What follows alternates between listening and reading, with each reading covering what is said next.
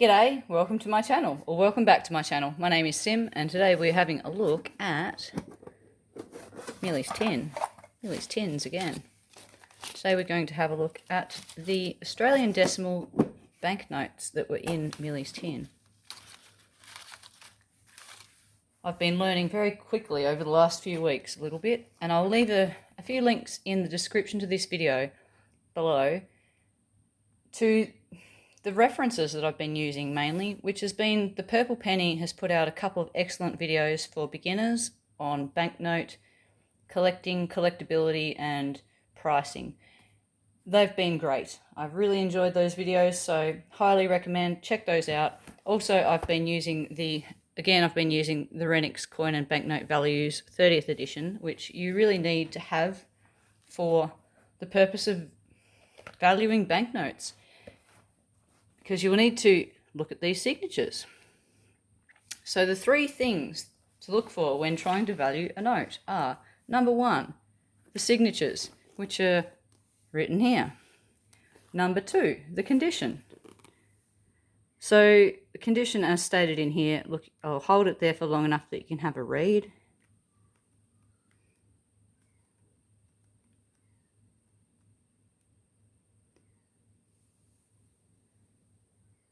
Condition is important, definitely. And the condition of these notes, when I found them at the bottom of the tin, stacked on top of some 1 and 2 cent coins and all crumpled up and folded, was not great. So I have taken them out and I have straightened them up a little bit for the sake of this video. And I've had a quick look through, and we'll go through today just what you've got in your tin, or what I think I've found in your tin. And if anyone else out there would like to disagree or agree, please let me know, because like I said, I'm only learning. So the $1 and $2 notes were replaced with coins because notes only have an average use life, these paper notes, of between 3 and 6 months. So they didn't last very long in circulation. And let's have a look at the signatures first, right? We'll match up some signatures and see what we've got. So on this $1 note from Millys tin, we have signature here on, well, this is on the front, or the obverse. So we've got this one here matches up with R.A. Johnston, and this one here matches up with John Stone.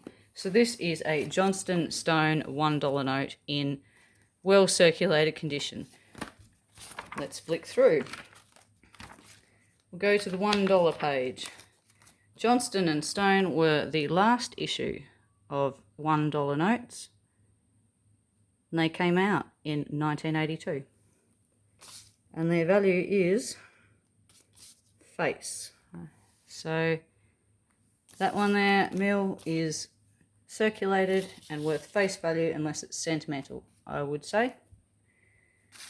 Next up, we've got a couple of $2 notes, and they're in varying condition. Also, again, they've been used, they're circulated. So let's have a look at these ones here. They are both the same signature. Let's have a look at the signature page again. We've got Johnston, and we've got Fraser. This is a Johnston Fraser. We'll flick through to the $2 page and look for a Johnston Fraser. Here we go again. We are in the, over here. This is the last issue of $2 notes. So 1985. These are worth, darn summer and the flies. These are worth $3, maybe, in fine. Would I call these fine? No. They're probably only worth face value. So again, but let's have a look. First and last prefixes. in my hand I've got a LNK and an LBH. First signature prefix was KRQ and last was LQG. So I don't have either of those prefixes. So I would say that, again, these ones are worth face value. First and last prefixes just seem to be more collectible. Right, I've got a $5 here. This one, right, we'll go back to the signature page.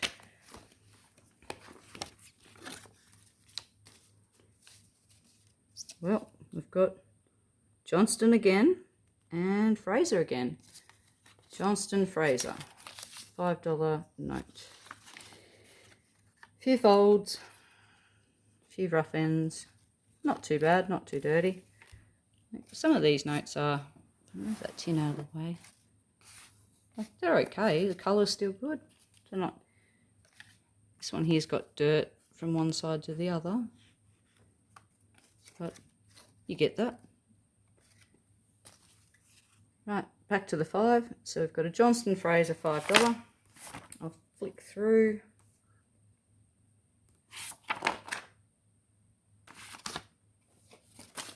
Johnston Fraser. We're down here in 1985, which is cool. I haven't got a 1985 $5 note. But apparently in 1985 there were 2 issues, so there's 2 varieties of the note. One with the OCRB font, which when we're talking about the font, it refers to the letters and numbers there, which make the prefix and the serial. And then the second run they used Gothic, so a different font. Have we got any Gothic here? I'm not sure. Not sure. But going by the prefix, so here I've got a QDK. So the first prefix for the OCRB was PKF and the last was QFA. So we're QDK, so that puts this note into the bracket of the OCRB signature. And a value, well, we'll call it fine, $10. Hey, that's all right. It's got a few heavy folds in it, but that's not too bad. And this one here, right, found this in the tin, and it took me a little while to work out what it was.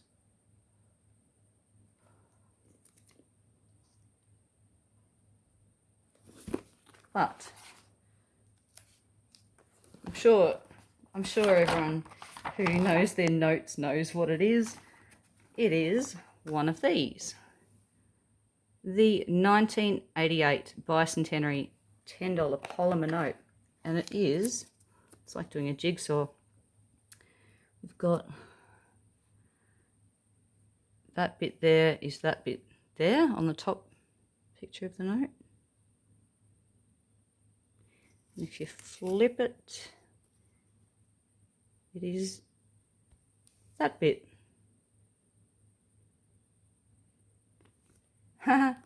Awesome. So this piece of note right here in my hand, this is worth nothing, but it's cool. And then finally we're on to the $20 note. Now this one I thought was the most interesting out of the lot. And Millie, I wonder why you've kept this note. Did you find it in a book? Is it a significant year? I'm unsure. Anyway, so if we look at the signatures there, we've got the HM Knight, and we've got F.H. Wheeler.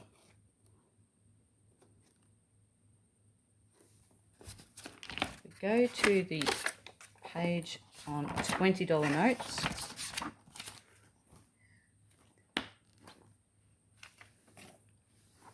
The Knight Wheeler came out in 1976. And I have got, I hope the sunlight can actually show you, this is a center thread note. So there is a very fine magnetic strip running down through the note that in the right light you can see. So this is a center thread. This is one of the first issued for that year, because partway through the year they changed to a side thread. So the magnetic thread through the middle is a security feature, and it helps the note counting machines work efficiently. But having it right close to the center like that, when people folded the notes naturally, it caused breakage and damaged the magnetic strip itself. So yeah, have we got a first or a last prefix? We've got XRH. We've got a Knight Wheeler. The first signature prefix for this year was, or this run, was XLJ. I think it's XLJ. Yep. And the last was XSU. So we are close to the end and still in quite nice condition. So I did look up, you know, I just don't think that the values in these catalogues, especially since this is an older book, are really relevant. But I did look up this one here. So this is that's a 45-year-old note, 45, 46-year-old note. Doing pretty well, really. eBay sales for a note in similar condition like this recently were somewhere between $50 to $70. So yeah, and they're eBay sales that have actually gone through. Yeah, people can ask a lot of crazy prices, but whether things are really worth that, well, things are only worth what people are willing to pay. That's a lovely note. And the other ones there, well, you've got a few nice ones, Mel. I think maybe I'll flatten them out and put them into a sheet and put them into a book for you so you can have them back. What else have I got to show you guys? A few other things, right? My mum gave me, this is my banknote collection. I purchased this from the Latrobe like coin and banknote fair the other year, but I actually purchased it off the coin and stamp place in Hobart, and at the time I had 2 banknotes. So I've got 2 banknotes. These are ones that my mum gave me, and they are much the same. They're a Johnston Stone and a Johnston Fraser $1 and $2 note from the last year of issue, which are worth face value, but that was the extent of my banknote collection. I bought a whole wallet just to put them in. And then a huge shout out to Frank at Hunter Rare Coins. I will link his channel in the description. We did a swap and Frank sent me these, and these are 2 $1 notes in sequential number. Hang on. Oh, I don't really want to touch them on. Here we go. So I have 2 of those, and they are brand spanking new. So that is the extent of you've just had a look through my note collection. A couple of other things before I go. My brother rang me up the other day and he'd sold something and someone paid cash. And my brother was just like, I'm not sure if the notes I've been given are fraudulent notes or not, because they ran in sequence and they were brand spanking new. And also, he said, but if they are real, maybe you might want to buy them because they could be worth something. And I said, okay. I went around and had a look at his notes. And he had two $50 notes, and they were, as he said, brand spanking new. They were 2018 Low Fraser $50 notes. And I said to him, they aren't first or last prefix, they're worth face value. And if you're ever going to try and increase the value on those, you would have to hold on to them probably for a couple of 100 years. So you're better off spending them. But hey, that was my advice to him, and it's not my advice to you. This is purely entertainment, right? My dad has my grandfather's, well, my dad has his father's, but my grandfather's first ever dollar note, that dollar bill. Grandfather's first ever dollar that he earned is framed on the mantelpiece. Grandfather had it framed, he framed it himself and signed it and just wrote what it was. But it's a very old $1 note. And so, Dad, I know you say that my channel is as boring as watching the grass grow, but this is kind of relevant. The $1 note on the mantelpiece, despite being a Commonwealth of Australia $1 note, Coombs Wilson signatures, your prefix there was AAU, and it was in extra fine condition, but the first prefix was AAA. So close to the start, but not the start. And grandfather's note in the frame is probably worth, considering it's got folds and it has been used and it has been circulated, it's probably worth about between $30 and $50 if you were to sell it.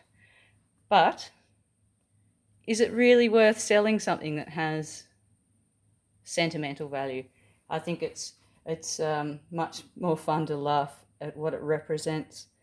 And so to everyone who's still listening at the end of that blah blah, I will post in the description to this video below the song that my grandfather wanted played at his funeral, because it cracks me up as much as having your first ever $1 note, your first ever dollar earned, framed, put on the mantelpiece, and long after you're dead, it's still there for everyone to look at. Anyway, I hope you all have a great day. Let me know if I've totally stuffed up the valuations on any of these notes. Check out the links below, and happy hunting, happy collecting, and do what you love.